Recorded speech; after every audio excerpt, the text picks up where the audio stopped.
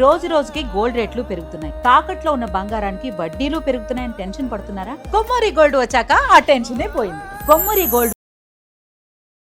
ఇడుపుకాయతో వివాదం గత 3-4 రోజుల నుంచి 2 తెలుగు రాష్ట్రాల్లో అంటే ముఖ్యంగా సోషల్ మీడియాలో పెద్ద ఎత్తున దుమారం రేపుతుంది. ఈ ఇడుపు కాగితం అనేది ఒక సినిమా టైటిల్. దాన్ని బన్నీవాసు, సుకుమార్ రైటింగ్స్ వీళ్ళు ప్రొడ్యూస్ చేస్తున్నారు. ప్రియదర్శి అనే అబ్బాయి హీరోగా చేస్తున్నాడు. నాగదుర్గ అనే కొత్త అమ్మాయి. ఆ అమ్మాయి ఆల్రెడీ యూట్యూబ్ సెన్సేషన్, పాటల్లో అన్నిట్లో ఉంది. ఆమె మొదటిసారిగా హీరోయిన్ గా తీసుకున్నారు. సో దీనికి తెలంగాణ ప్రొడ్యూసర్ కూడా ఉన్నారు. సో ఈ సినిమా టైటిల్ అనౌన్స్ చేశారు. టైటిల్ ఇంకా షూటింగ్ కూడా మొదలు పెట్టలేదు. టైటిల్ అనౌన్స్ చేసి షూటింగ్ స్టార్ట్ అవుతుంది త్వరలో అని చెప్పారు.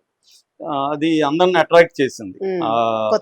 బైక్ లో వెళ్ళడం, అక్కడ కళ్ళు సీసా పెట్టుకోవడం వెనకాల, ఇవన్నీ ఉన్నాయి. ఇడుపు కాగితం అని టైటిల్ పెట్టారు. ఇడుపు కాగితం అంటే ఏంటి అనేది అందరికి కూడా ఒక అట్రాక్ట్ చేసి తెలియకపోయినా, నాకు కూడా ఇడుపు కాగితం అంటే తెలీదు, టైటిల్ తెలీదు, అర్థమేంటని తెలియకుండా ఉండడం వల్ల మనం ఆలోచిస్తాం కదా, అసలు అడుగుతాం కదా. అలాగే నేను కూడా దానికి క్యూరియాసిటీగా చూసాను, తెలుసుకున్నాను. మామూలుగా మనకి అన్ని పదాలు తెలియదు. ఇప్పుడు మా చిత్తూరు జిల్లా తీసుకోండి, మా ఏరియా చిత్తూరు లాంగ్వేజ్ అసలే చాలా తెలియదు కదా. పుష్పాల వాడు టిపికల్ గా ఉంటది అసలు. చిత్తూరులోనే చెప్తున్నా, చిత్తూరులోని వేరియేషన్స్. మాదేమో తమిళనాడు దగ్గర, మా వైపుదేమో కర్ణాటక దగ్గర. వాళ్ళ లాంగ్వేజ్ వేరుగా ఉంటది, మా లాంగ్వేజ్ వేరు. మేమిద్దరం అప్పుడప్పుడు ఒకరి లాంగ్వేజ్ ఒకరిని ఎగతాలు చేసుకుంటుంటాం. ఇదో పనికిమాలిన భాష అని, నేను మీది పనికిమాలిన భాష అని ఇలాగా మామూలుగా మనం కల్చరల్ గా ఏంటంటే ఒకరి భాషను ఒకరు ఎగతాలు చేసుకోవడం, జోకులు వేసుకోవడం, వేటకారాలు చేయడం, ఇది కామన్ గా జరుగుతుంది. అంత మాత్రాన్ని ఏమి దురహంకారమో ఇంకోటో కాదు, ఎక్కువేముండదు. సరదాగా మనం మీ భాష ఇదేం భాష, పనికిమాలిన భాష అని నేనంటాను, నీ భాష కంటే చెత్త ఏం కాదులే అని వాళ్ళు అంటారు. ఇలాగ ఫ్రెండ్స్ కూడా మనం మాట్లాడుకుంటాం. ఎందుకంటే ఒకే ఏరియాలో కూడా డిఫరెంట్ డైలెక్ట్స్ ఉంటాయి. అది చెప్పడానికి నేను చెప్తున్నా. చిత్తూరు జిల్లా ఒకటే జిల్లా అయినా తమిళనాడు బార్డర్ లో ఉన్నప్పుడు తమిళ ఇన్ఫ్లుయెన్స్ తో మా భాష మిక్స్ అయిపోయి ఉంటుంది. నాకు అంత ఇన్ఫ్లుయెన్స్ లేదు, నేను కరప్ట్ అయిపోయాను బయటకు వచ్చి. కానీ మా ఊరికి వెళ్ళినా, లేకపోతే మా సిస్టర్ వాళ్ళు తిరుపతిలో ఉంటారు, వాళ్ళకి వెళ్ళినా ఇప్పటికీ ఆ తమిళ్ మిక్స్ చేసిన భాష ఉంటది.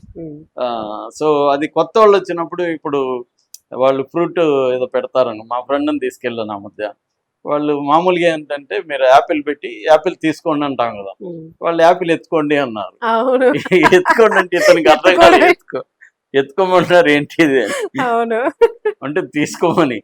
సో ఇది భాషల్లో ఉండే వేరియేషన్స్, అందుకనే బీటీ ఉంటది. లేకపోతే అందరూ ఒకే రకం మాట్లాడితే బోరింగ్ గా ఉంటది కదా. సో మనకు అందుకనే డిఫరెంట్ డైలెక్టిక్స్ వస్తున్న సినిమాలు కూడా హిట్ అవుతున్నాయి. అంతకుముందు సాహిత్యంలో కూడా ఎప్పటి నుంచో డిఫరెంట్ డైలెక్ట్స్ లిటరేచర్ వచ్చింది. అయితే దీంట్లో కొన్ని ప్రాబ్లమ్స్ ఉన్నాయి. అదేంటంటే, ఇప్పుడు కంప్లీట్ గా చిత్తూరు భాషలో రాసిన నామిని సుబ్రహ్మణ్యుడు రాశాడు.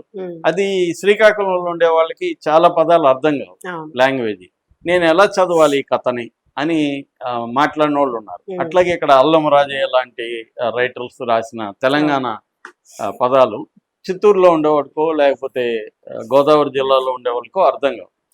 అప్పుడు ఏం చేయాలి, అర్థం వెతుక్కోవాలి. ఇప్పుడు మనం ఇంగ్లీష్ తెలుసుకోవాలి, భాష కాబట్టి తెలుసుకోవాలి. ఇప్పుడు ఇంగ్లీష్ లో అన్ని తెలిసే మనం చదువుతున్నామా? ఇంగ్లీష్ తెలియనప్పుడు డిక్షనరీలు చూస్తున్నాం కదా. కాకపోతే ఏంటంటే వీటికి డిక్షనరీలు కూడా లేవు, అదొక ప్రాబ్లం. తెలుసుకోవాలని ఎలా తెలుసుకోవాలి? ఇప్పుడు కొంతవరకు పర్వాలేదు. ఆన్లైన్ లో ఇడుపు కాగితం అని కొడితే, నేను ఎవరిని అడగకుండానే ఇడుపు కాగితం అని కొడితే నాకు మీనింగ్ ఏంటని కొడితే వచ్చేసింది. నేను ఎక్కువగా ఇప్పుడు ఆన్లైన్ వాడతా కాబట్టి ఏ పదం తెలియకపోయినా దానిలో కొడతాము, వాడుతున్నాం. సో అలాగా లేదు, ఇప్పుడు చాట్ జీపీటీలో కడిగినా వాడు డీటెయిల్ గా ఇచ్చేస్తాడు మొత్తం. కాబట్టి ఇవాళ తెలుసుకోవడం పెద్ద విషయం కాదు, ఇది మామూలుగా కాంటెక్స్ట్. అయితే ఇడుపు కాగితం వల్ల ఏమైందంటే, ఎవడో ఆంధ్రాకి చెందిన ఒక అబ్బాయి అయ్యప్ప చౌదరి అనేవాడు, ఇది ఆంధ్రాలో డబ్బింగ్ ఇస్తారా, డబ్బింగ్ లో రిలీజ్ చేస్తారా అని వెటకారంగా పెట్టాడు ఇడుపు కాగితం. దానికి ఇక్కడ వాళ్ళకి కోపం వచ్చింది. అంటే ఆల్రెడీ ఆంధ్ర తెలంగాణ గొడవలు కాంటెక్స్ట్ నడుస్తుంది ప్రజెంట్.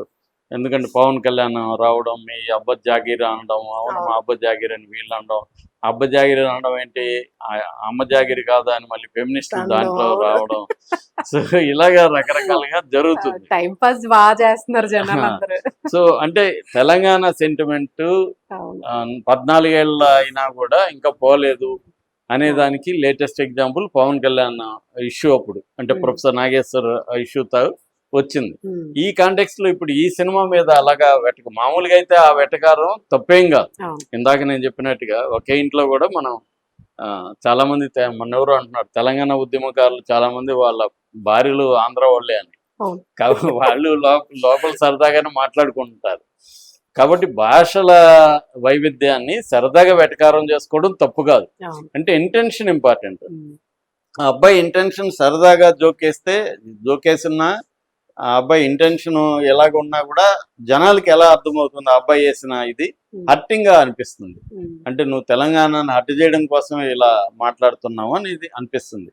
దానికి బదులుగా అబ్బాయి నాకు ఇడుపు కాగితం టైటిల్ బాగుంది, పోస్టర్ బాగుంది, కానీ నాకు ఇడుపు కాగితం ఏంటో అర్థం కాలేదు అని పెట్టున్నాడు అనుకో, ఎవరు కూడా అబ్బాయిని ఏమి అనేవాళ్ళు కాదు. ఇడుపు కాగితం అంటే ఇది బాబు అని చెప్పుండేవాడు.